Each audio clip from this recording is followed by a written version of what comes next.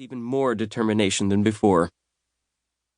When they reached the island, Garrick steered the boat to a small beach at the south end, hopped out, and pushed the dugout onto the shore. Corey climbed out of the boat, and together, they moved into the forest. A narrow, worn path, one they had taken before, wound among the maples, oaks, and aspens, climbing steeply away from the beach before leveling off several hundred feet into the woods. Sunlight slanted through the trees and smoke like mist, casting shafts of alternating light and shadow.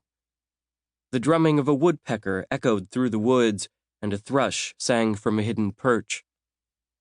Garrick and Corey searched the lush floor of the wood for the tiny, velvet blue shan leaves for which they had come.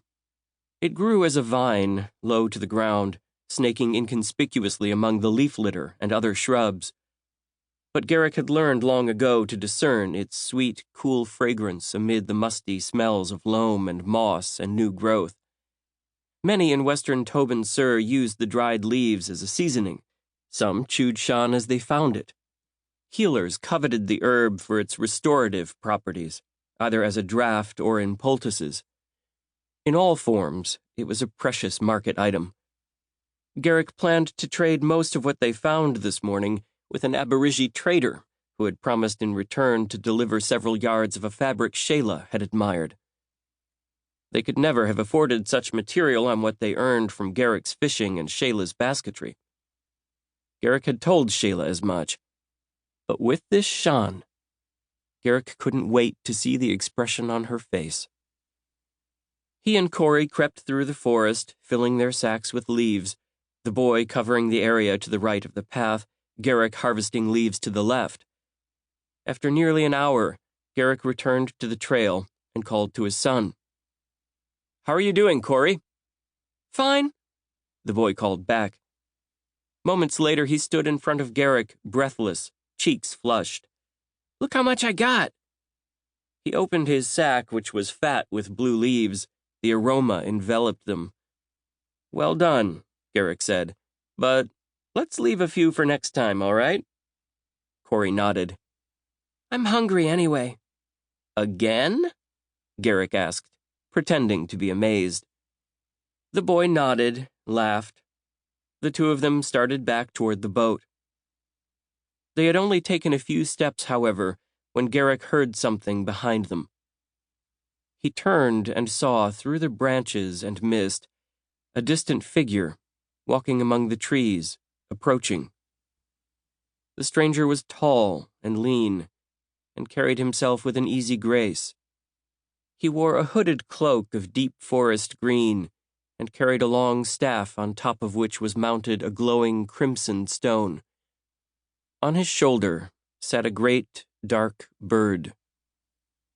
Garrick's pulse quickened, as it always did when he saw one of Amarid's children. He marveled that even now, as a grown man with a 5-year-old son, the sight of a mage could affect him so.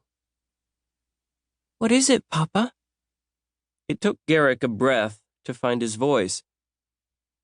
"It's a child of Amarid," he said, still gazing at the approaching figure.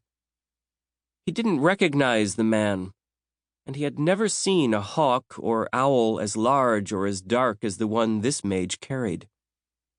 "Is it Master Nile?" Corey asked, excitement in his voice. "I can't see him." Garrick picked up his son and pointed. "See? There he is. I don't think it's Nile, not unless he's gotten a new bird." "You mean it's another one?" Corey asked, his eyes widening. "Is this one a hawk mage or an owl mage?" "Hawk mage or owl master," Garrick corrected. Looking back at the mage who was drawing closer, he shrugged. "I'm not sure." He still didn't recognize the bird on the figure's shoulder, though that meant little. Garrick knew next to nothing about the hawks and owls to which the children of Amarid bound themselves, and from which, it was said, they drew their powers and healing abilities. He knew Amarid's hawk, as most did, and he could distinguish a hawk from an owl, but that was all. He did know, however, how unusual it was.